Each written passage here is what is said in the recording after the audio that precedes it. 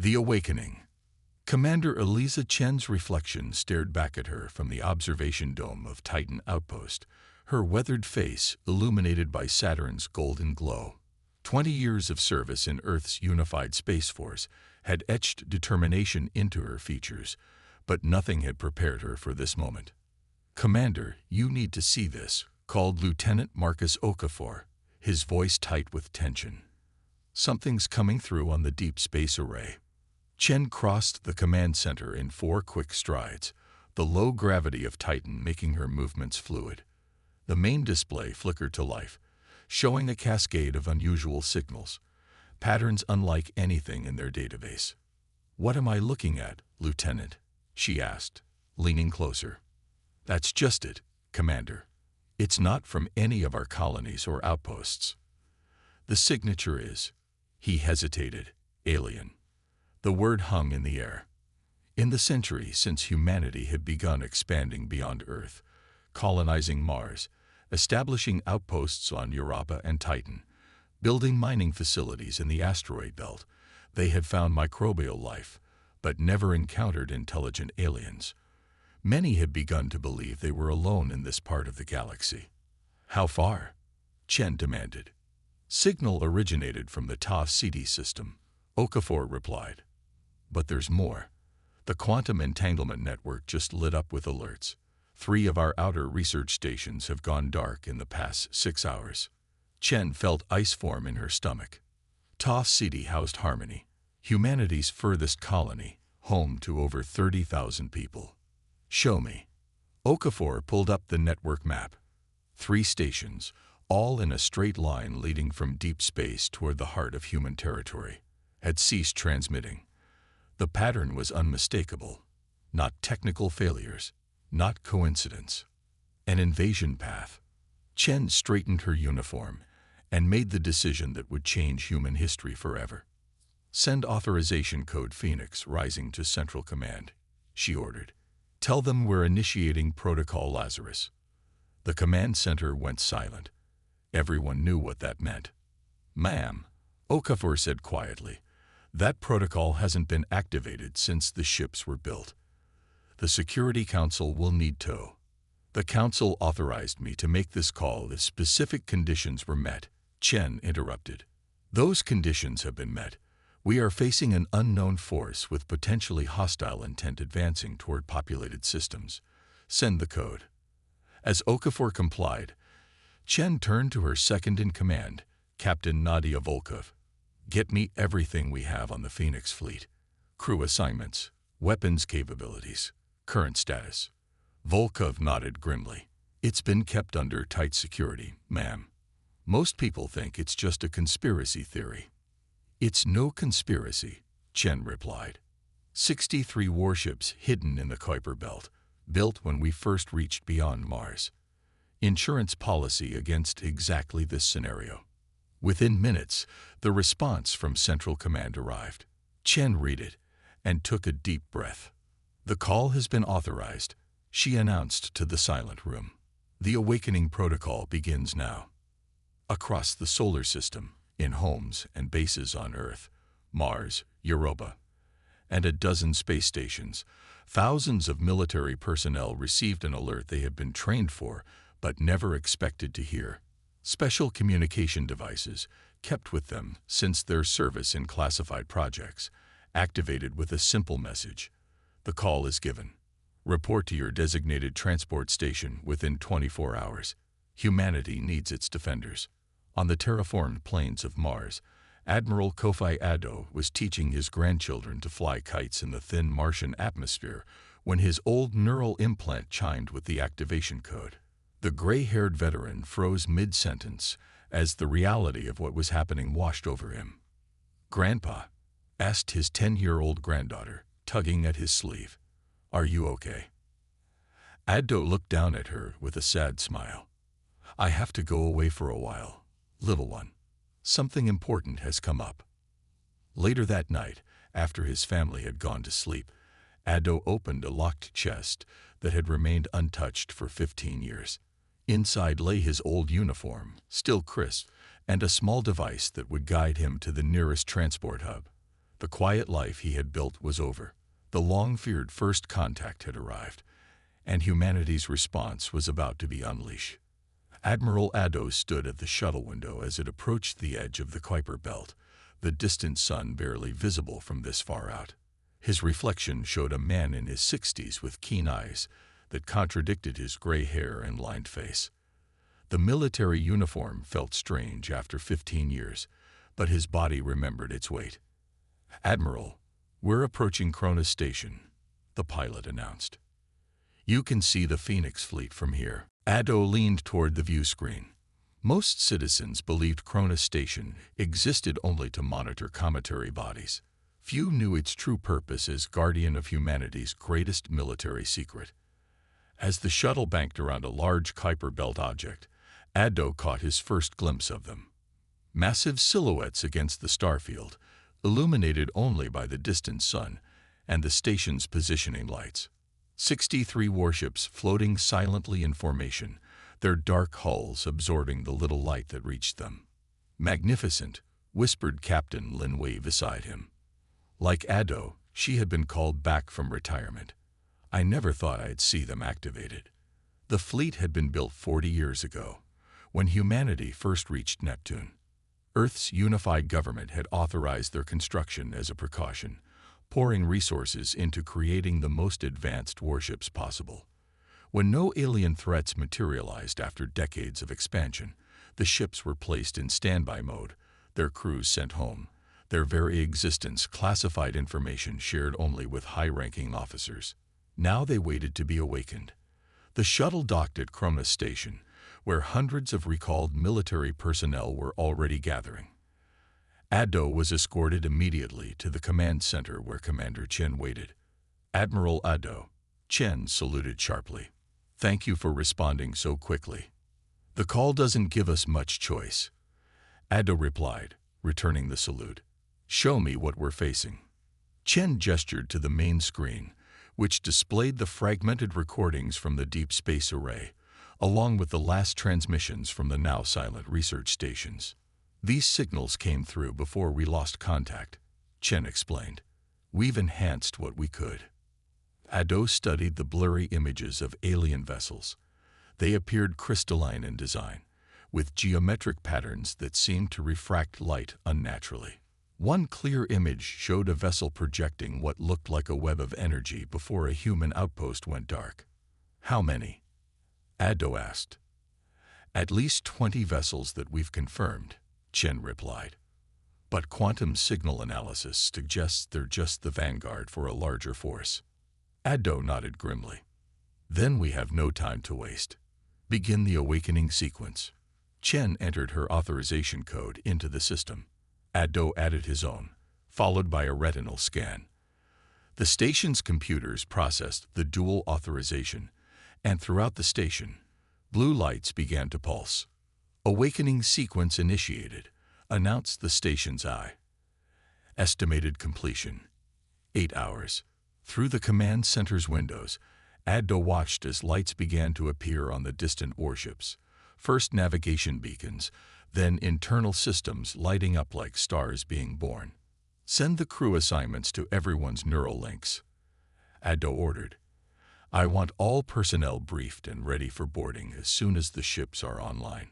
As officers hurried to comply, Addo turned back to the window. He had commanded the flagship Sentinel during test runs decades ago, before the fleet was hidden away. Now he would take her into real battle. On the nearest warship, massive engine ports began to glow blue as dormant reactors powered up. The ship was nearly 3 kilometers long, dwarfing any vessel actively used by humanity's peaceful expansion efforts. "Will they still function properly?" Lin Wei asked quietly beside him. "After all these years, they were built to last centuries," Addo replied. "And they've been maintained in secret all this time." Throughout Cronus Station, recalled veterans were reuniting with former squadmates, reviewing ship schematics, and preparing for deployment. Many had gray in their hair now, but their eyes showed the same determination that had made them the best of the best in their time. In the station's medical center, doctors activated special regeneration chambers that would help the returning warriors adjust to the physical demands of combat. Neural stimulators, muscle density enhancers, and reaction time boosters would prepare their bodies for what was to come. Addo watched as the largest ship, the Sentinel, fully illuminated, its massive hull now clearly visible against the darkness of space. "Send word to Earth," he said quietly. "Tell them the sleeping giants are awake." The massive hangar bay of the Sentinel buzzed with activity as crew members rushed to their stations. Equipment carts moved between fighters being prepped for launch, while technical teams ran final diagnostics on weapon systems dormant for decades. The air smelled of machine oil and ozone. Admiral Addo stood on the command deck overlooking this controlled chaos, hands clasped behind his back. The ship had awakened beautifully, its systems responding as if they had been used yesterday rather than gathering dust for years, a testament to the engineers who had built her. "Admiral, all department heads are assembled in the war room," announced Lieutenant Sofia Rodriguez, Addo's newly assigned aide. Addo nodded and followed Rodriguez through corridors where ceiling lights activated as they approached. The Sentinel was waking up around them, responding to human presence after its long sleep. In the war room, 20 officers stood at attention as Addo entered. Some were recalled veterans like himself, with gray hair and weathered faces. Others were younger, pulled from active military units throughout human space. All wore expressions of grim determination. "Be seated," Addo said, moving to the head of the large table. A holographic display activated in the center, showing the human-colonized solar systems. "I won't waste time," Addo began. "8 hours ago, we received signals from deep space. Unknown alien vessels have moved through our outer territories. Since then, we've lost contact with 3 research stations, all in the same pattern. Brief distress call, then nothing." He tapped a control, and the display changed to show the enhanced images of the alien ships.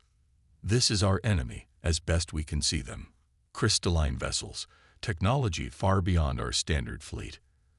Commander Rashid, the Sentinel's weapons officer, leaned forward, studying the images. "Those structures almost look like they're generating their own gravitational fields." "Correct," Addo nodded. "And that's not all."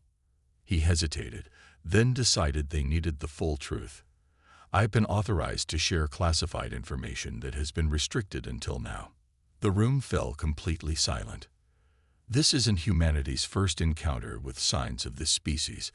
Addo's words landed like stones in still water. 43 years ago, a deep space probe discovered the remains of an alien structure near what is now the Ta City colony. The technology matched what we're seeing now. That discovery is why this fleet was built.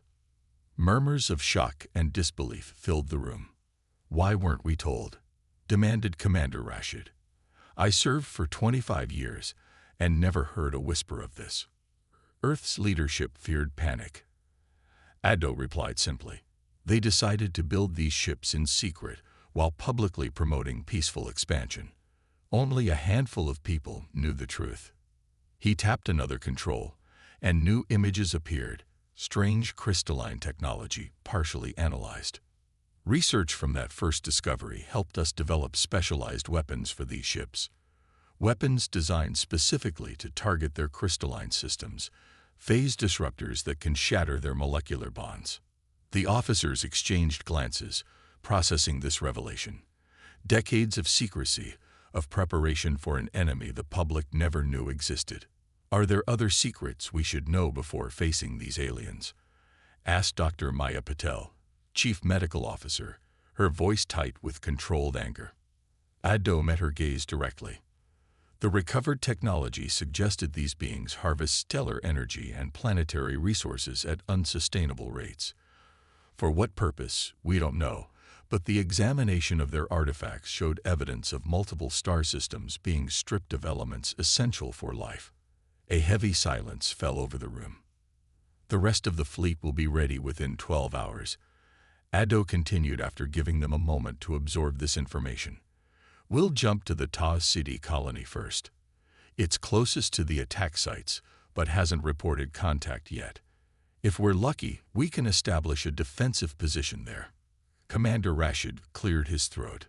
Sir, with respect, are 63 ships enough if their technology is as advanced as you say? It has to be enough, Addo replied firmly. We're humanity's best hope. These ships were built with every technological advantage we could muster. He stood, looking at each officer in turn. I know this is a shock. You signed up to defend humanity, but you never expected to face an enemy like this. If any of you feel you cannot serve under these circumstances, speak now. No one will think less of you. Not a single officer moved or spoke. Addo nodded with pride. Very well. Return to your stations. Prepare your departments. We launch in 6 hours. As they filed out, Addo remained at the table, studying the alien images. He'd kept his expression confident for his crew, but privately he wondered if humanity's secret weapons would be enough against an enemy that had been watching them from the shadows all along. Defiance. Lieutenant Zara Khatri stood at her weapons station on the Sentinel's bridge, watching the final countdown to jump. The massive ship hummed around her, power flowing through systems that had been dormant for decades. Through the main viewport, she could see 7 other warships of the fleet positioned ahead, their engines glowing blue against the blackness of space. All ships report ready for jump, Admiral, announced Captain Lin Wei from her position at the navigation console. Admiral Addo nodded, seated in the command chair at the center of the bridge. Begin jump sequence. Destination. TOS CD system. The ship's AI responded in a calm voice. Jump coordinates locked. Drive charging. Jump in 30 seconds. Khatri felt her heart race. Like many crew members, she had never experienced faster-than-light travel on a military vessel. Civilian transports used smaller, gentler jump drives. The massive engines on these warships were another beast entirely. All hands secure for jump, ordered Addo over the ship-wide communication system. Khatri checked her restraints and took a deep breath. Around the bridge, officers did the same. Some veterans looking calm while newer crew members showed obvious tension. Jump in 5, 4, 3, 2, 1. The stars outside stretched into lines, then vanished completely as reality itself seemed to fold around the ship. Khatri's stomach lurched, and for a brief moment, she felt like her body was being pulled in multiple directions at once. Then, as suddenly as it began, the sensation ended. Through the viewport, new stars appeared, arranged in unfamiliar patterns. Jump complete, announced the AI. TOS CD system. Colonial outpost, 6 light minutes distant. All systems nominal. Status report. Addo called out. All systems functioning at optimal levels, reported the chief engineer over the comm. The old girl handled the jump perfectly. All weapons online and ready, Khatri added, checking her console. The experimental phase disruptors, designed specifically for their crystalline enemy, showed green across her display. Addo stood and moved to the tactical display at the center of the bridge. Communications, any word from the colony? Nothing yet, sir, replied Communications Officer Dias. I'm broadcasting on all colonial frequencies. Launch reconnaissance drones, Addo ordered. Maximum spread. Let's see what we're dealing with. As the bridge crew carried out his orders, Khatri noticed the Admiral's face in profile. Stern, focused, but with something else there. Not fear exactly, but the weight of knowledge he carried. She had been shocked, like everyone else, to learn about the previous alien encounter kept secret all these years. Drone telemetry coming in now, announced the sensor officer. The tactical display filled with data as the small, fast drones scattered across the system, sending back information. Khatri leaned forward at her station, watching as the picture of Ta City took shape. Colonial outpost is intact, reported the sensor officer with obvious relief. No signs of damage. Mining operations appear normal. A collective sigh passed through the bridge. We got here first, Lin Wei said quietly. Addo nodded but didn't relax. Keep scanning. If they followed the pattern we've seen, They'll approach from the outer system. Katri used the moment of calm to run additional diagnostics on her weapon systems. The phase disruptors, classified technology she'd only learned about hours ago, required precise calibration. These weapons had been designed to target the specific vulnerabilities of crystalline systems, disrupting the molecular bonds that gave the alien ships their structural integrity. As she worked, Katri's mind drifted to the training simulations they had run during their journey. The alien vessels moved unlike anything she'd seen before, geometric, precise, almost mathematical in their motions. Her weapons training had never covered targets that seemed to bend space around themselves during combat. Lieutenant Katri, Addo's voice pulled her from her thoughts. "How are the special systems looking?" "Green across the board, sir," she replied. "But without actual combat data, I can't guarantee their effectiveness." Addo approached her station, speaking quietly so only she could hear. "Those weapons are our best hope, Lieutenant. If the intelligence from the first encounter is correct, conventional weapons will barely scratch these things." Katri nodded. "I understand, sir. We'll make them count." An alert tone suddenly rang across the bridge. "Contact," called out the sensor officer. "5 unknown vessels just appeared at the edge of our sensor range. They matched the profile of the alien ships." Addo immediately returned to the command chair. "Sound general quarters. All hands to battle stations." Throughout the massive ship, alarm klaxons blared. Crew members who had been resting or eating abandoned their activities and rushed to their posts. "Communications, send word to the colony," Addo ordered. "Begin immediate evacuation procedures. All civilian ships to jump to Earth immediately." On her weapons console, Katri activated the targeting systems and began the final preparations for combat. Her hands moved with practiced precision despite the fear tightening her chest. "They're accelerating toward the colony," reported the sensor officer. "Estimated time to weapons range, 12 minutes. All ships form defensive perimeter," Addo commanded, his voice steady. "Protect the civilian evacuation at all costs." As the Sentinel moved into position, Katri watched the tactical display track the approaching alien vessels. After decades of waiting in darkness, the dormant fleet was about to face the enemy it was built to fight. She just hoped they were ready. The bridge of the Sentinel fell silent as the alien vessels came into visual range. On the main viewport, 5 massive ships approached. Their silver-blue hulls resembled intricate geometric crystals. They moved with unsettling precision, sometimes seeming to phase partially in and out of normal space. "Magnify," ordered Admiral Addo. The image zoomed in, revealing more details. What had appeared solid from a distance was actually a complex structure of interlocking crystalline formations that seemed to pulse with inner light. Between these formations, Katri could see energy fields that bent the starlight around them. "They're unlike anything I've ever seen," whispered Captain Linway. The intelligence reports didn't do them justice. "Evacuations from the colony are at 40%, reported Dias from communications. Civilian ships are jumping to safety as fast as they can load." Addo nodded, his eyes never leaving the alien vessels. "Communications, attempt contact on all frequencies. Standard greeting package. Transmitting now, sir." Katri kept her fingers poised over her weapons controls, monitoring the targeting systems as they tracked the approaching ships. The phase disruptors were fully charged, but she would need the aliens much closer for optimal effectiveness. Minutes passed in tense silence. "No response to our transmissions, sir," Dias finally reported.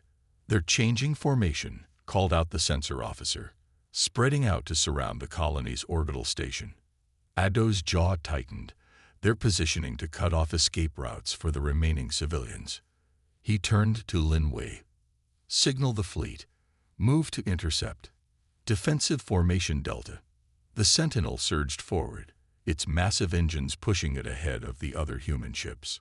Katri felt the deck vibrate beneath her feet as the vessel accelerated to combat speed. "Sir," called Dias suddenly, "we're receiving something from the alien vessels. Not on any standard frequency. He adjusted his controls. It's coming through now. The bridge speakers emitted a sound that made Catri's skin crawl. A series of harmonic tones that seemed to form mathematical patterns, but nothing recognizable as language. Is that communication or just ship noise? Lin Wei asked. Unknown, Diaz replied. But it started immediately after our transmission. Addo made his decision. Continue approach. Let's show them we're serious about protecting our people. The fleet moved into a defensive screen between the aliens and the colony's orbital station. 8 human warships faced the 5 alien vessels, their weapons armed but not yet firing. They've stopped, reported the sensor officer. On the viewport, Catri could see the alien ships hanging motionless, their crystalline hulls now pulsing with increasing intensity. Sir, she called out, reading the data on her console, I'm detecting energy buildup in their forward sections. It matches the weapon signatures from the outpost attacks. Addo stood from his chair. They're preparing to fire. All ships raise shields. Lieutenant Catri, target their energy nodes but hold fire until my command. The tension on the bridge was palpable as everyone waited to see who would make the first aggressive move. Catri's hands hovered over her controls, sweat beading on her forehead despite the cool air. Without warning, the central alien vessel unleashed a brilliant blue beam that sliced toward the Sentinel. Evasive maneuvers, shouted Addo. The massive warship lurched sideways, but not quickly enough. The beam struck the port side shields, which flared brilliant white under the impact. The bridge shook violently, throwing several officers from their stations. Shields at 62% from a single hit, called out the damage control officer. Return fire, Addo ordered. Conventional weapons only. Let's see how they respond. Catri's fingers flew across her console. The Sentinel's standard rail guns and energy cannons roared to life, sending a barrage of fire toward the alien vessel.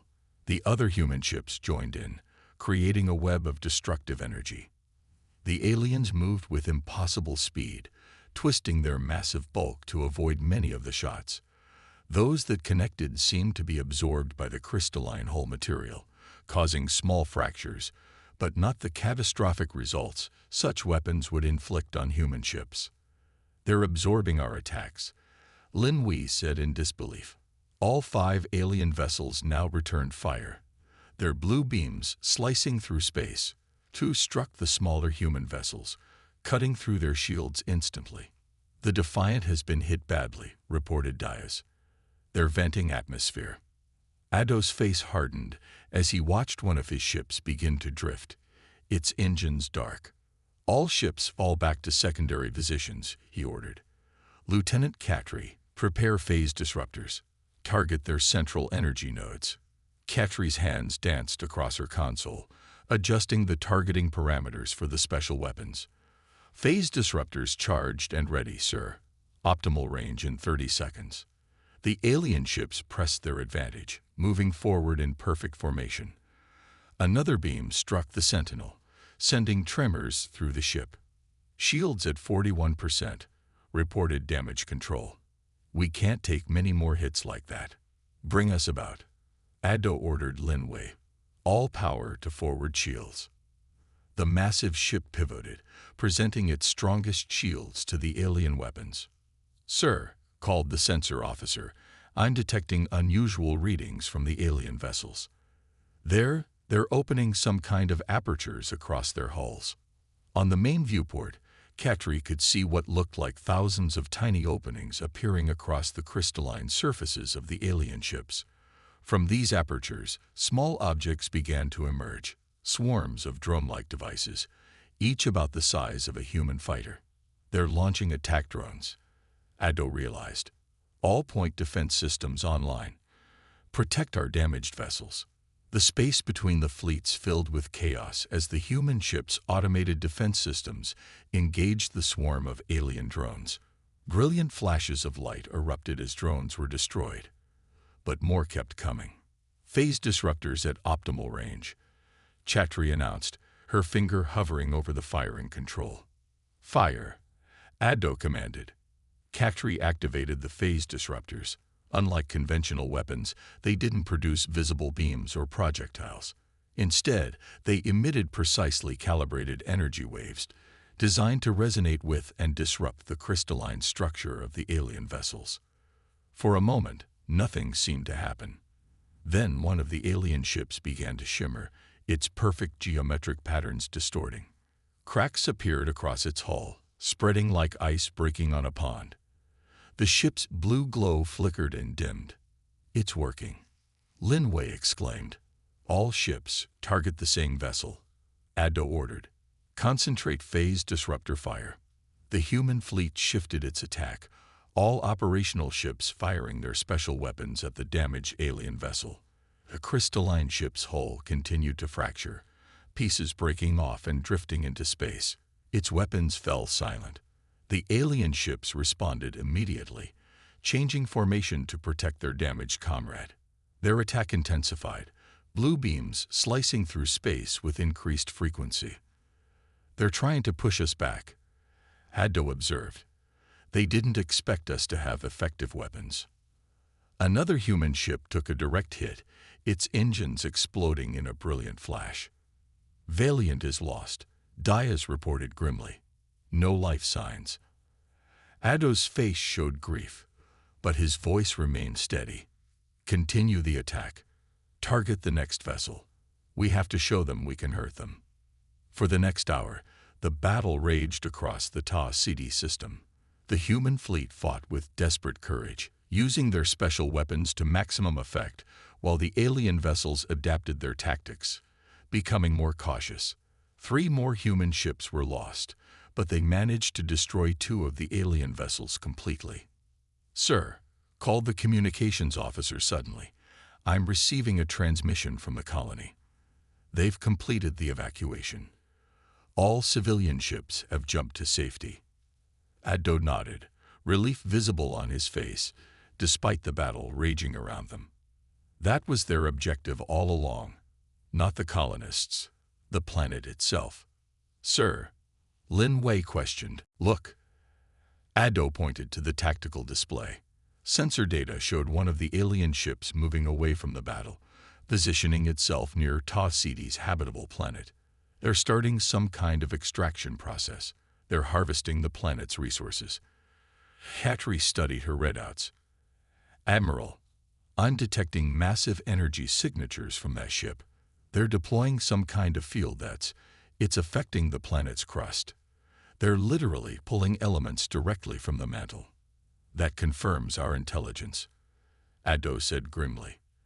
"They're resource harvesters. They strip planets bare, probably moving from system to system. We can't let them establish that beachhead," Lin Wei insisted. Addo made his decision. "Signal the remaining ships. We're going to split our forces. Captain Wei, take the Sentinel and 2 other vessels to engage that harvester ship. The rest of us will continue the battle here."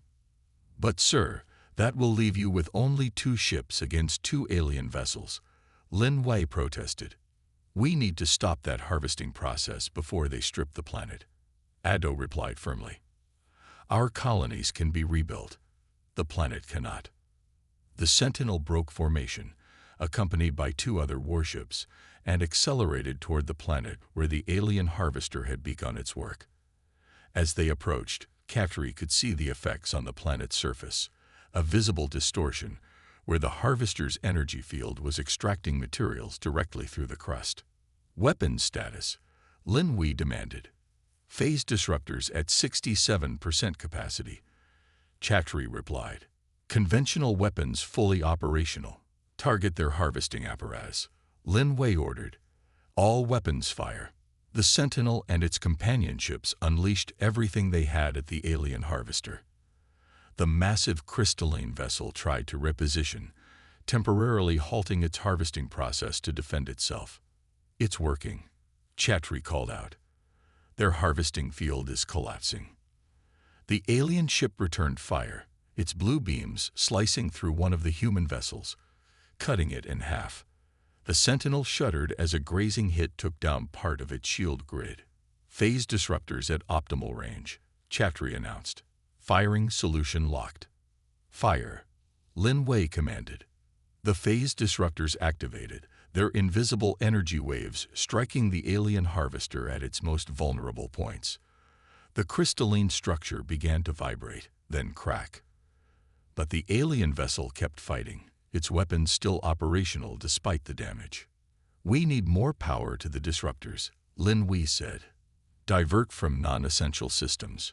Katri worked feverishly at her console, recalibrating. Disruptor power at 82% and rising. The remaining human vessel fighting alongside them took a direct hit, its reactor going critical in a blinding flash. "We're alone now," Lin Wei said quietly. "Make it count, Lieutenant." Katri focused all the Sentinel's remaining phase disruptor energy on the harvester's central node, the heart of its crystalline structure. Firing now. The disruptors fired at maximum power. For a moment, the alien ship seemed unaffected. Then gradually, its geometric perfection began to fail. Cracks spread across its entire structure, light spilling from the fractures. The great harvester ship began to break apart, fragments of crystal spinning away into space. "We did it," Katri whispered in disbelief. But their victory came at a cost. The Sentinel's power grid was nearly depleted, its weapon systems overheated and offline. They were defenseless. "Status of Admiral Ado's group?" Lin Wei asked. Communications crackled with static before clearing. "This is Admiral Ado. Both alien vessels neutralized. Repeat, targets destroyed." "Status of the harvester?" "Destroyed, sir," Lin Wei replied, relief evident in her voice. "But we've taken heavy damage." "Acknowledge," Ado responded. "Hold position. We're coming to you." Hours later, the surviving ships of humanity's Phoenix fleet regrouped in orbit around the Ta City colony world. Of the 8 ships that had entered battle, only 3 remained operational. The cost had been high. Hundreds of lives lost. But they had prevailed. On the bridge of the Sentinel, Admiral Ado addressed his weary crew. "Today we faced an enemy that thought us primitive and defenseless.